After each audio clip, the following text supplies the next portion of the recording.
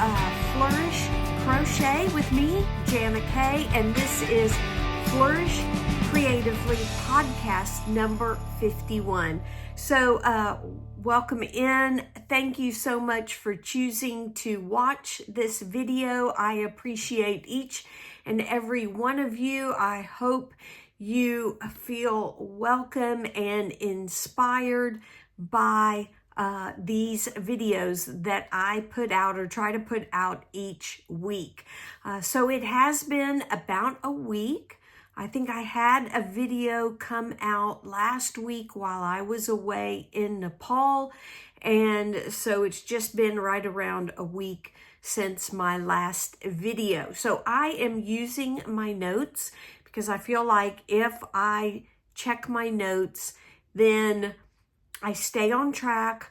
I don't get sidetracked by what I'm talking about, and I do a better job of including everything that I want to include in this video. So I really appreciate, as I said, each and every one of you choosing to watch this video, for connecting with me through the comments and promoting my videos through giving it a thumbs up. But I appreciate that you watch any part of my videos, whether it is the crafting section, the devotional section, or both. So thank you for joining me for this video. So I'm going to go through, I have a finished object, and I have some things I am working on that I want to update you on. And then I have a few acquisitions, and of course end with the devotion at the end of the video. At the end of this video, I will be putting out some video clips and some pictures of our trip to Nepal from last week. So let's get started, and let's get started with my first finished object.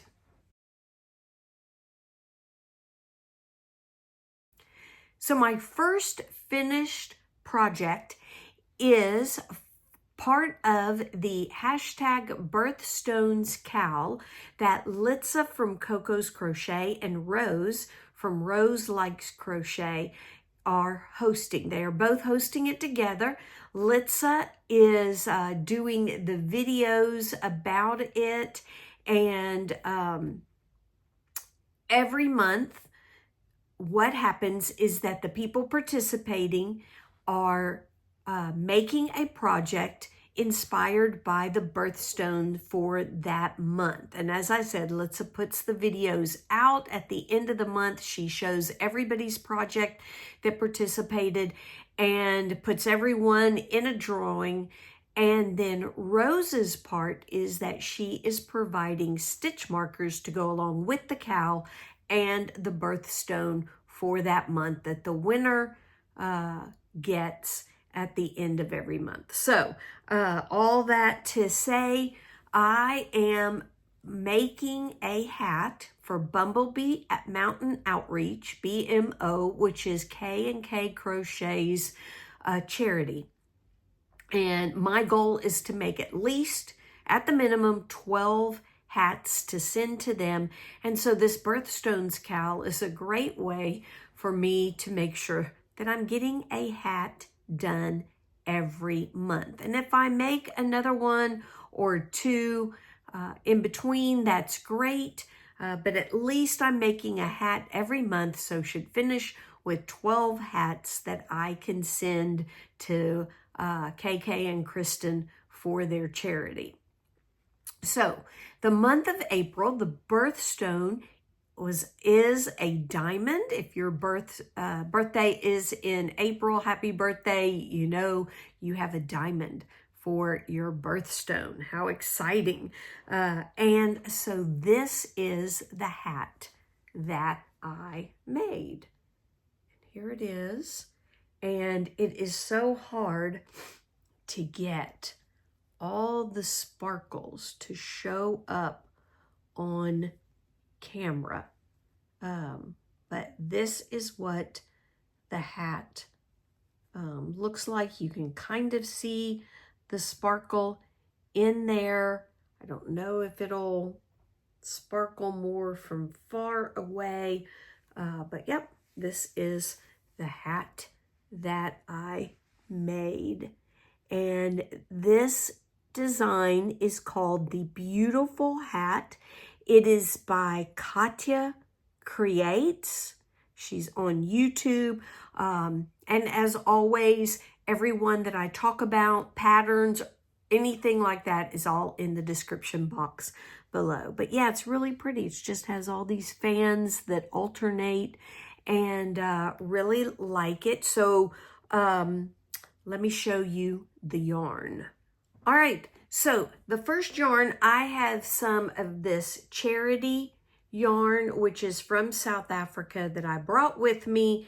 And this is just the colorway white. It is DK 100% acrylic, very soft for just your standard acrylic yarn, but really like it. And I paired it with this. It is called Panda Butterfly. And this, as you can see, is, see if I can put it behind my hand. There you go. That is what it looks like. You can kind of see that it sparkles a little bit. A very interesting chain thread. So I held these two double, and I'm going to show you the hat again, because I held them double from the crown all the way down to the bottom, but I did one row in the pattern with just the charity, the acrylic yarn, and then did 3 single crochet in the back loop only rows to finish it off. And that is because it's very scratchy. I think because this thread is actually such a thick chain that it is very scratchy. And I thought, when you wear it, if you don't have bangs like I do, but when you wear it, if that part touched your forehead, it would be very scratchy, itchy, especially if you're like, I wear hats when we go out walking, and so if it creates any kind of heat, sweat, it would just be itchy. So I made sure to do the last row of the pattern and then the brim in just the acrylic, so it would be soft on the forehead for anyone who's going to get this hat, that it will be more comfortable to wear. So yeah, so that is the Beautiful Hat by Katya Creates. And oh, by the way, the Panda Butterfly yarn, it only has a number for a colorway, but when I did the hat with these held double, I used a 5.5 millimeter hook, but for the single crochet, these 3 rows of single crochet, I used a 5.0 millimeter hook for that. So that is my finished object, finished project. I really like it. It is going into the stack of hats that I'm making for Bumblebee Mountain Outreach. So that's it for my finished projects. We're going to move on to the works in progress. All right, so works in progress. I have been working on a mystery corner to corner projects. I have a couple of shorts out about that. I think I mentioned it in podcast 50, comes before 51, which I'll put a link to here, and talked about that. Well, I am almost finished with the parts of the project, and that I will show you in a minute. So which means all I have left to do is sew the parts together and put in the trim. So as a reminder, I am using, let's see if I can hold it so you can see it, Premier Color Fusion DK, and it is a light 3-weight DK yarn. It's 100% acrylic, and this colorway is called Saltwater Taffy. That's what it looks like falling apart there. That side is a little prettier.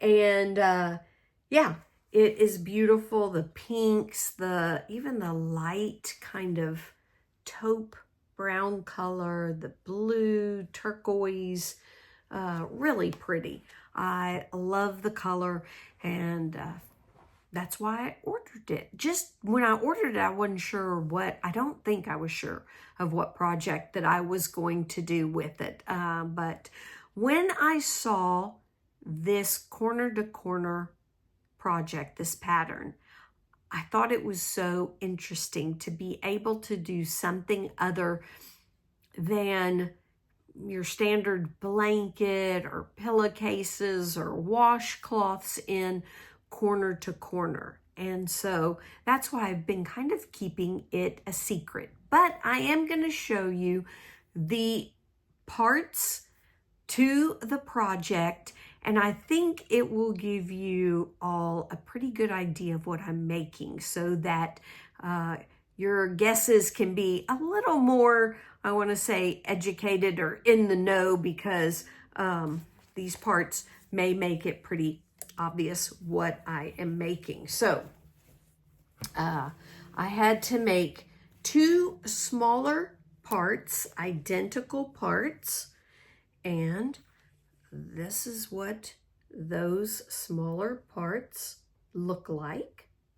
And I tried to make them matching. So you can see I tried at the corner to start in the same place, and they pretty much are matching all the way, oops, wrong one, all the way around.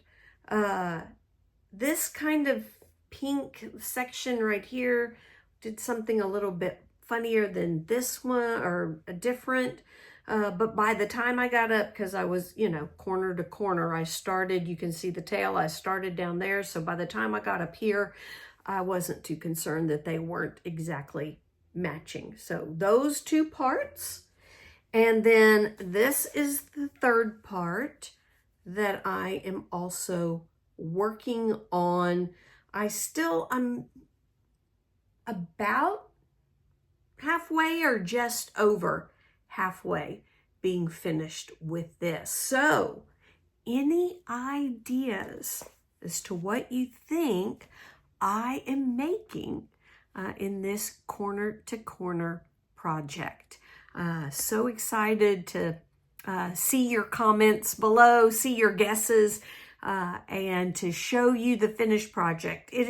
Corner to corner is so quick and easy, and I did quite a bit on the travels, but it's very hard to work on crochet for me, crochet or knitting on the airplane, especially long trips, because not only is it dark, they keep the plane dark so people can sleep, and then I feel bad for having my light on the whole time, but also they bring you food.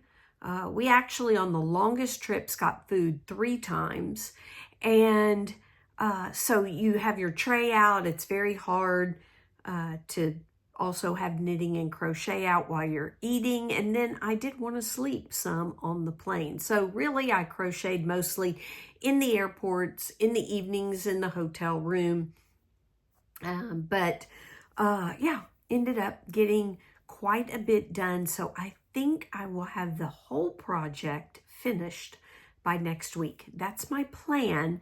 Anyway, I tend to make some goals. I don't want to call them promises, because I do tend to make goals that I don't actually get quite completed or to that goal done, finished. And so I hate to do that, but I really do want to have this project finished by my next podcast. So that is what I'm working on. Let me know what you think it is going to be when I get it finished.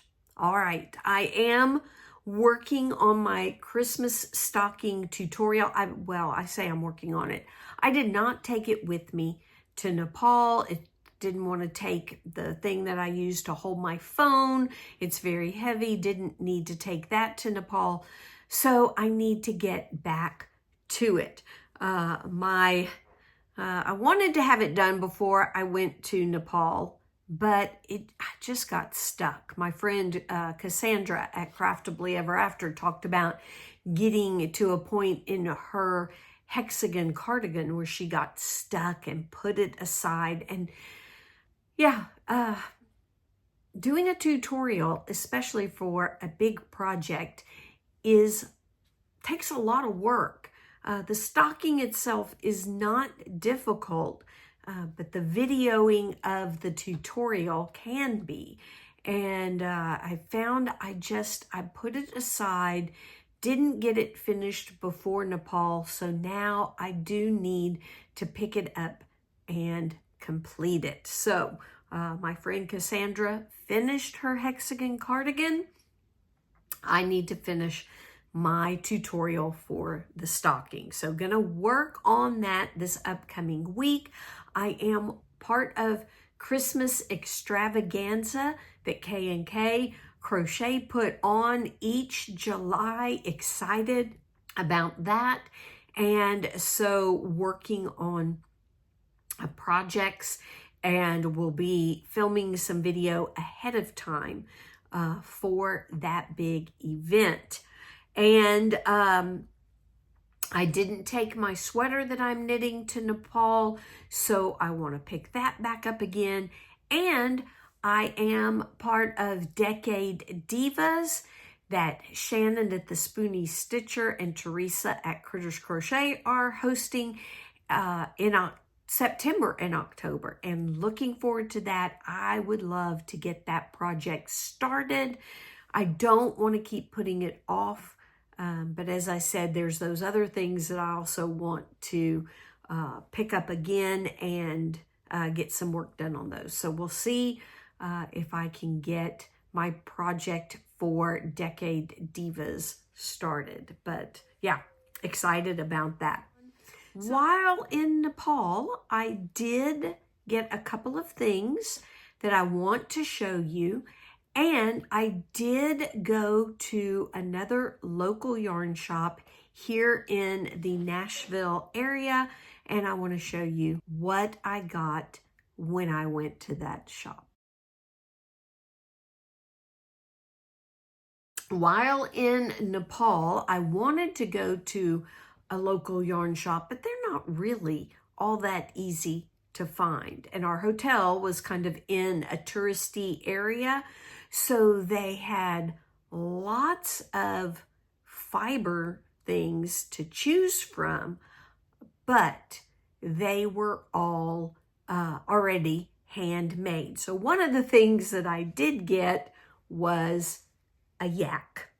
I got this cute little yak and made with actually wool, sheep wool, not yak wool, but he's so cute. And yaks are very popular in Nepal.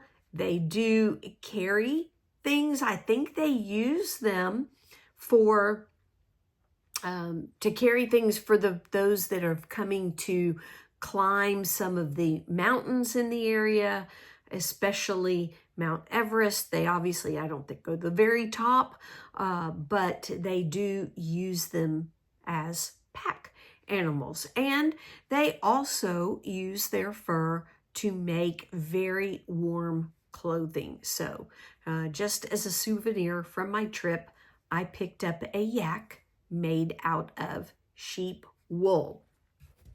The other thing that I got was a piece of fabric.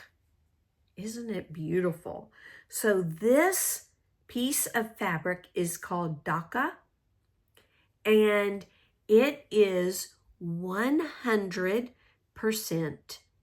pre-dyed cotton fiber that is hand spun and then woven into this inlay pattern. It's an intricate pattern where they use just a few colors of the cotton fiber, and it is very well known fabric in Nepal. And this is I would say like a scarf, but every one of us who were visitors at our pastor's friend church, every one of us received this to welcome us into the church as visitors. And so I ended up with this beautiful piece of fabric scarf. Again, another souvenir from my trip to Nepal, and just love it. Think it is gorgeous.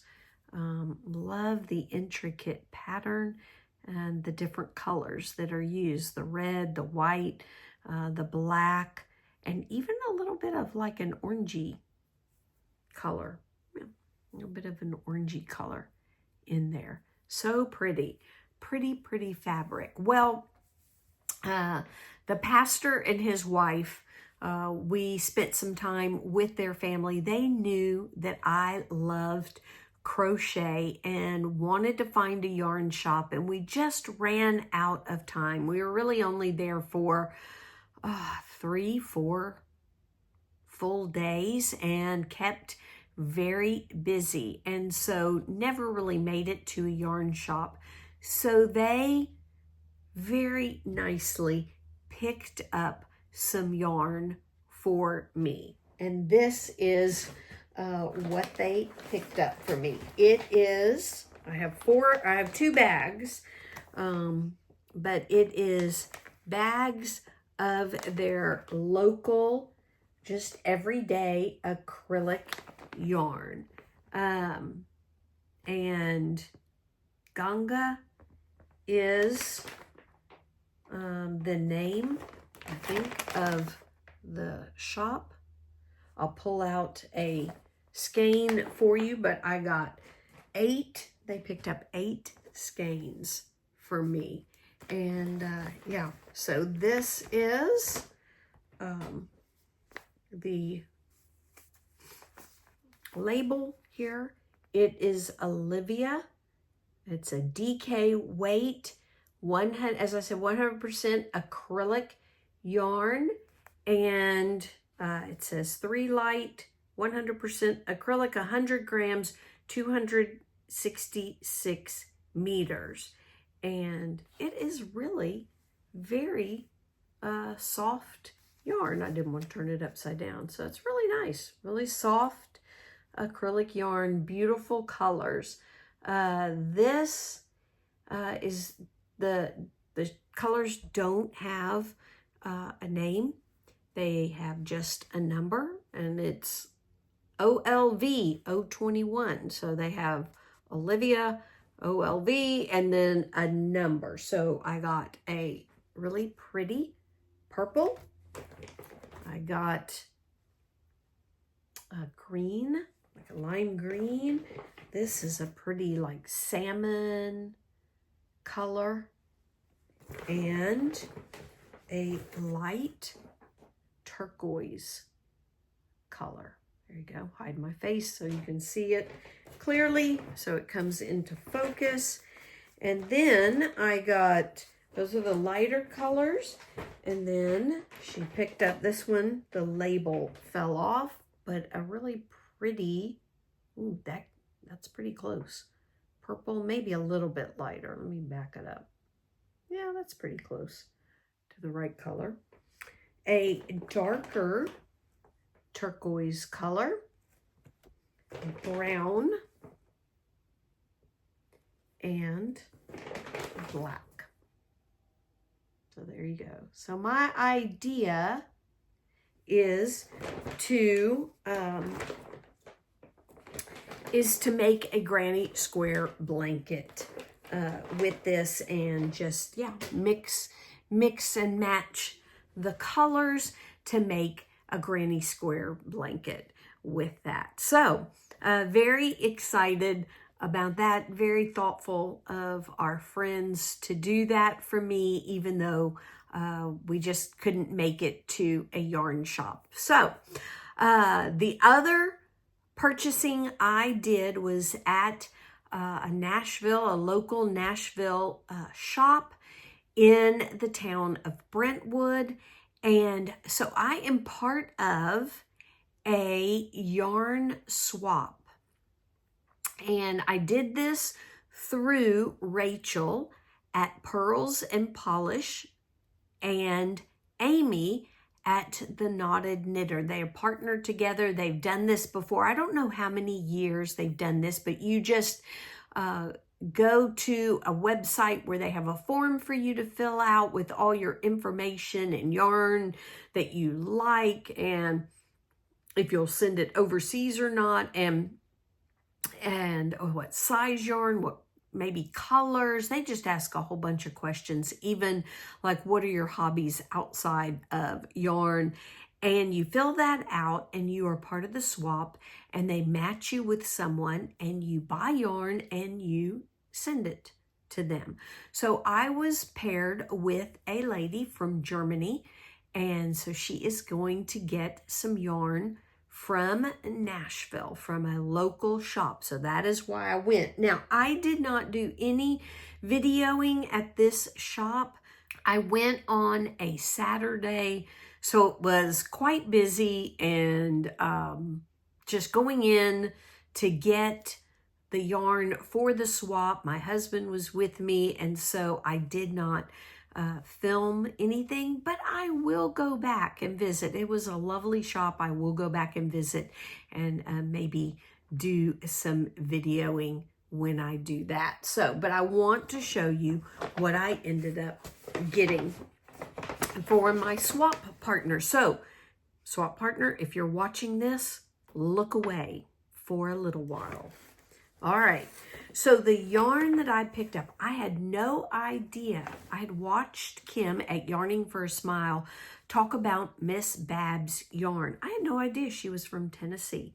So I picked up a skein from Miss Babs, and this is actually Babette, and the colorway is called Smurf in Turf. It is a DK weight 100% superwash merino. There is 560 yards, 512 meters on this 225 gram ball. So there you go. There is Smurf and Turf. So hopefully with over 500 yards, meters on this skein, she can make something really lovely with it. And local from Tennessee. The lady at the shop also gave me a tape measure that says Bliss Yarns. And she gave me a sticker. There you go. She gave me a sticker that says Bliss Yarns. So there you go, which I thought was really sweet. And then I bought a skein of yarn for myself, and she gave me a sticker as well. I'll have to grab my skein of yarn and show you in just a minute.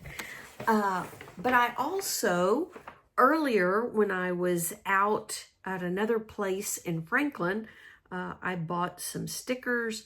So I bought a Tennessee sticker, and I bought Dolly Vibes for her.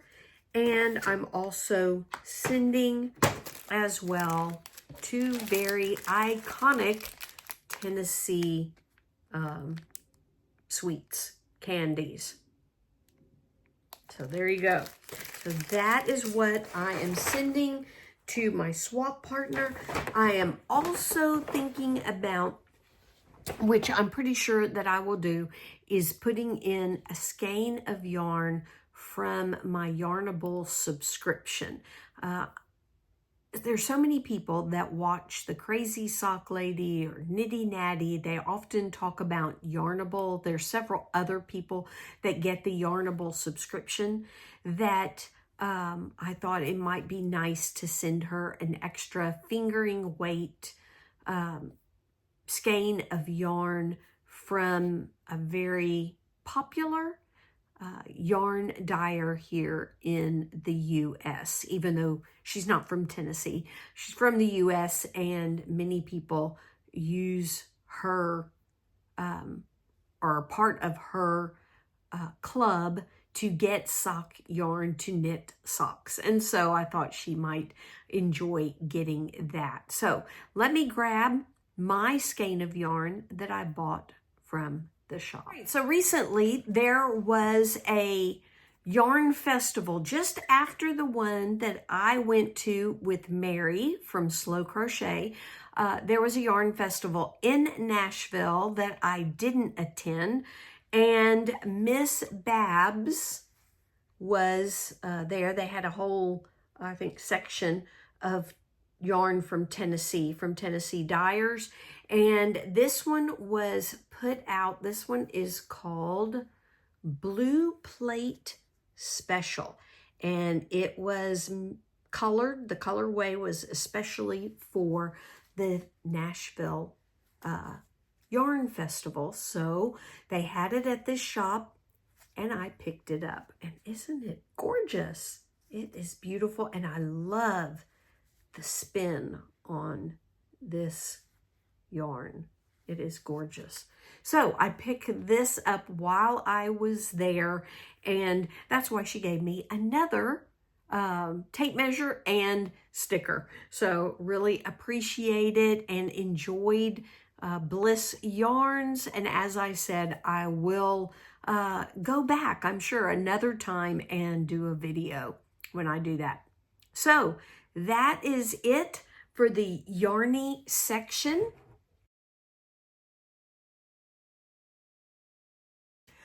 All right, before we move on to a new section that I'm adding, I want to show you the progress I have made in my embroidery kit. So this was the kit that I showed and wanted to get started on because my friend Pamela at Ginger Cat Crochets was talking about the hashtag start something new, and so I started on this kit. So let me show you what I have gotten done so far, and this is it.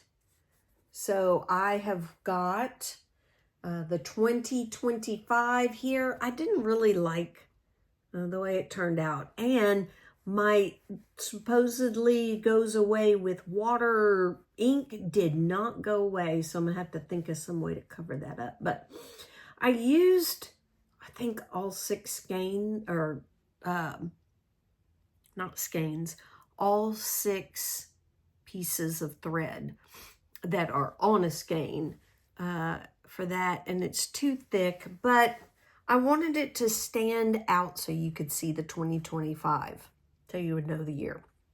So I did snowflakes because it snowed in January. It snowed in Texas when I was there on my birthday, and it snowed in Tennessee a little bit. I missed the biggest snow in Tennessee, but it did snow.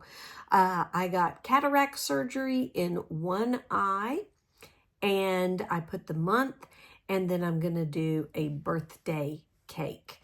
And so just trying to hit the highlights of each month, and then I might go back and add a little more. So January is done.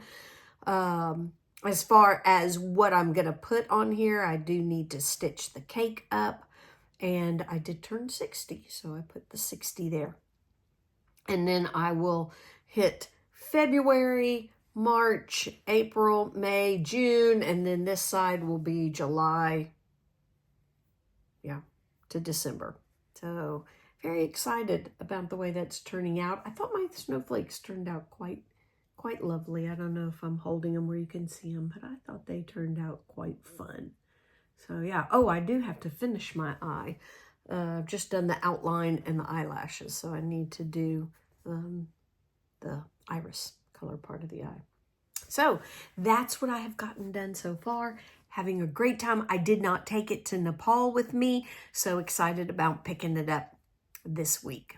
I'm going to include a section most of the time on what I have been baking. Baking is such a huge part of my creative life. And as I have mentioned before, my husband and I do a keto, but it's really a low-carb diet because it has kept my husband, for now, off insulin, and it has become a huge part of who we are. And so we have been doing this for, I think, 7 years now. And so I have done some baking, learned how to bake with different types of flours, and I'm always still trying new things. So this week I got back, and actually I did a lot on Easter, but when we got back from Nepal, we needed something for dessert to eat. And so the one thing I made was chia seed pudding. It's very simple to throw together, and most of the time I have the ingredients because I keep chia seed on hand. I also use vanilla flavoring. I use our artificial sweetener. I hate to say artificial. It's natural sweetener. It's just not sugar. I use a combination of erythritol and xylitol. It is the brand I use is Swerve, but there are several other brands out there.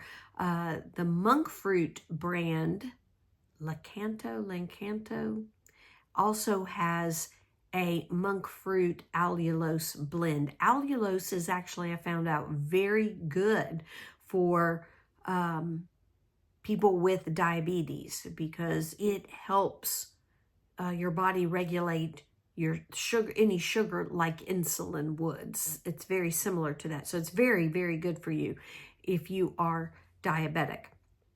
And so that's what I use. And so basically, I have been using coconut milk with chia seed and vanilla flavoring and the sweetener.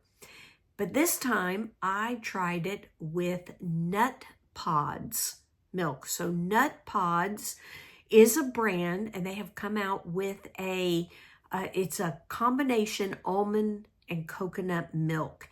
And it's very thick because you're supposed to use it kind of like a substitute for half and half. And so it's very thick, and it did a brilliant job. I really liked the flavor a whole lot. And I used, if you use plain straight coconut milk, you have to use quite a bit of chia seed.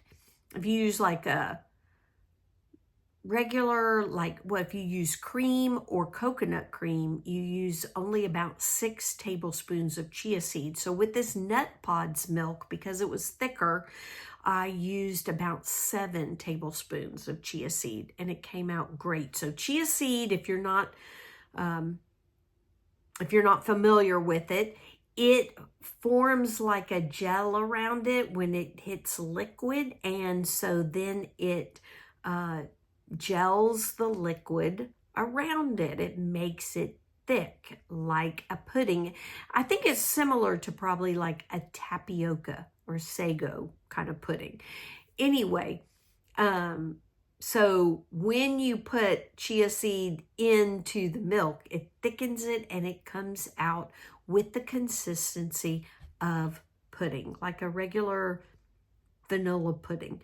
And it is really good. And so that was the first thing I made. Then yesterday, which was Easter, when I got home, I thought I need to make something a little bit easier to pick up and eat that's sweet. So I made my Almond Joy cookies, which is a combination of almond flour, coconut flour. There's butter, there's eggs, and there's shredded coconut, almonds, and I put in cranberries because my husband loves them. And I dehydrated cranberries when you could buy the whole cranberries over Thanksgiving and Christmas, dehydrated them, so I use them in the cookies. And because all the other brands that I have found here in the US have sugar, I don't have a Whole Foods very close. I think I could probably order some off of Amazon, but it was kind of fun to dehydrate my own cranberries.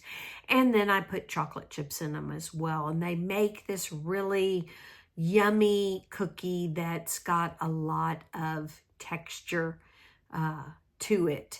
And really similar to a oatmeal raisin kind of cookie.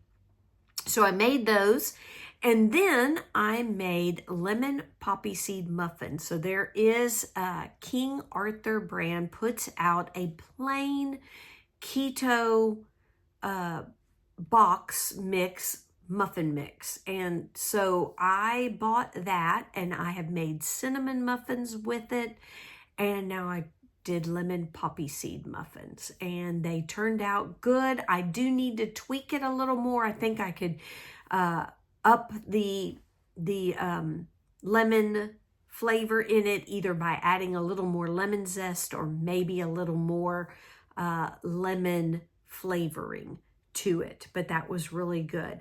And I am working on a sourdough starter. I'm working on it with einkorn flour, but plan on putting it in my einkorn almond flour mix that I got from Victoria's Keto Kitchen. And hopefully it will make some really good sourdough bread, because sourdough bread actually has some really nice health benefits to it. So my idea though is to add a little bit of vital wheat gluten so that it has the einkorn flour part in the mix, and it has vital wheat gluten to help with the rise. So we'll see. I am still working on my starter. My starter should not be completed until Friday, hopefully. We'll do a test run with it and see how it works to see if the starter is fully developed by Friday. But if so, then I will be good to go and be making some hopefully yummy sourdough bread. So that's what's been going on in my kitchen really in the last day, because I spent a whole day in the kitchen.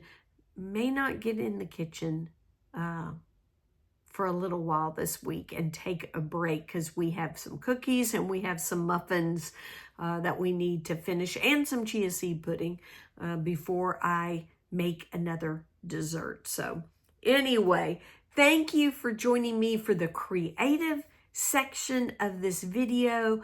As I said, I greatly appreciate each and every one of you. Don't forget to give me your guess as to what my mystery project, Corner to Corner project is. And I would love for you to stay for the devotion that I have coming up.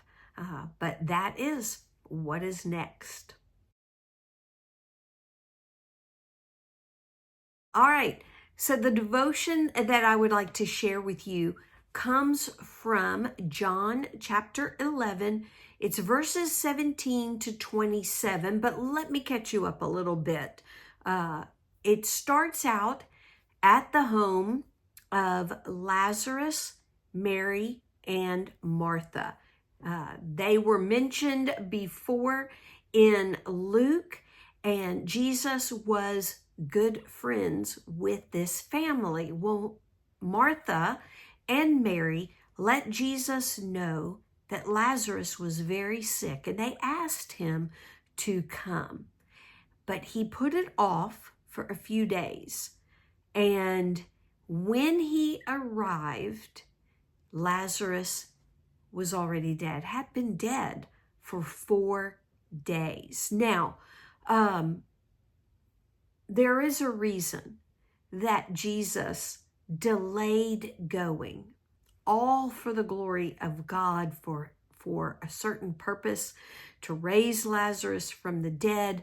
But that is not the devotion thought that I have, but catching you up that there was a reason for Jesus delaying getting there. But he finally did arrive, and that is where this passage begins in verse 17. And this is what it says. Now Jesus came, and he found that Lazarus had already been in the tomb 4 days. Bethany was near Jerusalem, about 2 miles off, and many of the Jews had come to Martha and Mary to console them concerning their brother. So when Martha heard that Jesus was coming, she went and met him. But Mary remained seated in the house. And Martha said to Jesus, "Lord, if you had been here, my brother would not have died. But even now, I know that whatever you ask from God, God will give you." Jesus said to her, "Your brother will rise again." And Martha said to him, "I know that he will rise in the resurrection on the last day." Jesus said to her, "I am the resurrection and the life. Whoever believes in me, though he die, yet shall he live. And everyone who lives and believes in me shall never die. Do you believe this?" And she said to him, "Yes, Lord. I believe that you are the Christ, the Son of God, who is coming into the world." And the reason I chose this is because we just celebrated Easter. And many people might ask, well, what's the big deal about Easter and the resurrection, and why is it so important to the Christian faith? And that's what I want to talk about, because in this passage, Jesus tells Martha, "I am the resurrection and the life." So, despite the mistake that Martha made in Luke 10, you may have heard the story where she was worrying over dinner and making sure it was perfect for Jesus and his disciples, and she wanted Mary to come help her, and Jesus rebuked her and said, "Hey, I am not going to make Mary help you, because Mary has chosen what was best," and that was to sit and to listen to Jesus's teaching. But in this part of Scripture, Martha makes a really great comeback. Her faith in Jesus was immense. She knew Jesus could help Lazarus when he was sick, and she knew even though he had died, Jesus could still do something. She knew Jesus had God's ear, God's heart.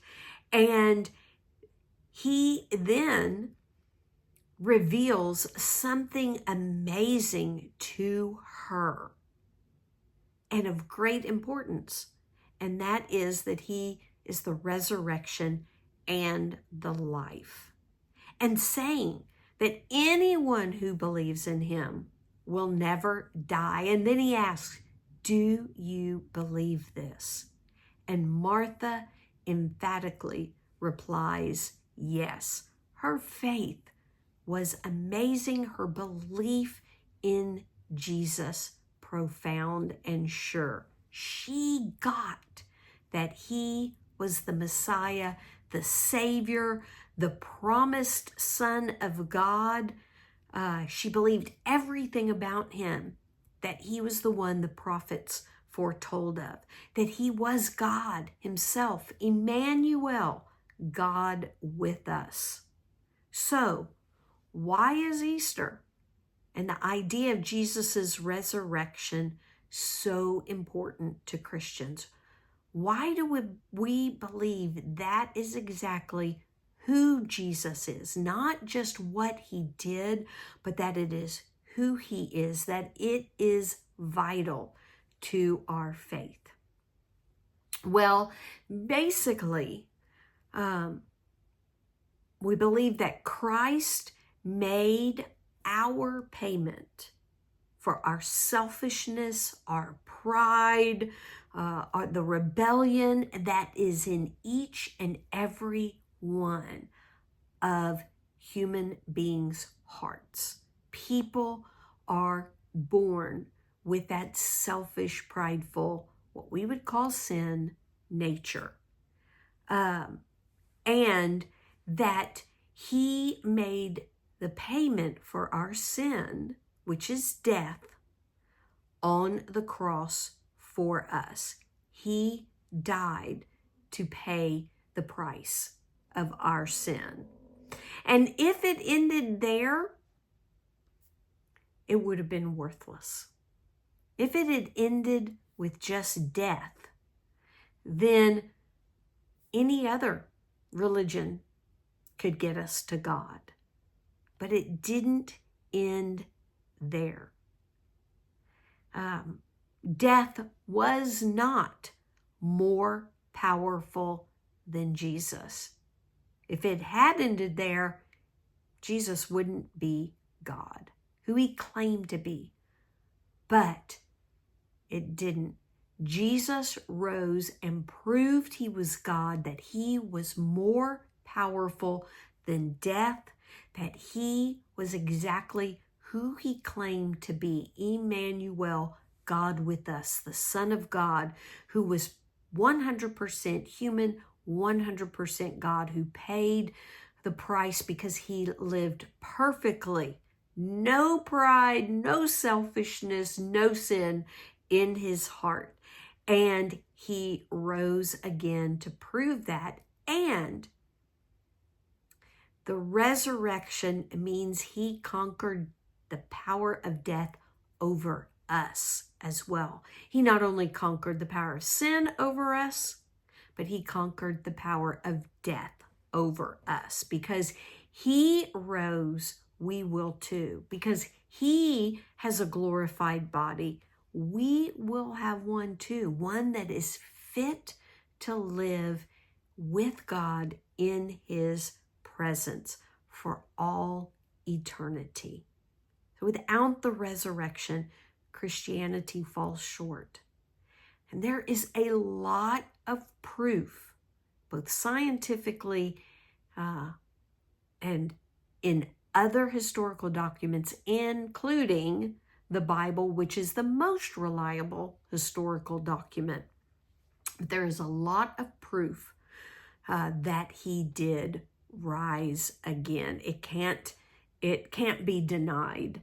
And so if you are unsure, I would beg you to please pick up a Bible and read. Read first all about Jesus. Matthew, Mark, Luke, John, the Gospels. I would suggest Mark because it is the shortest book, but read about Jesus. Be Martha.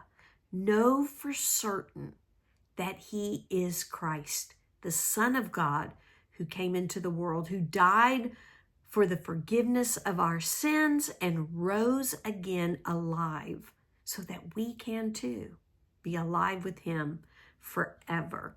And that is my prayer for each and every one of you. If you are a believer, I hope this just confirms for you your faith in him, who he is, that you will also be as strong in your faith as Martha was at this when she announced, "You are the Christ."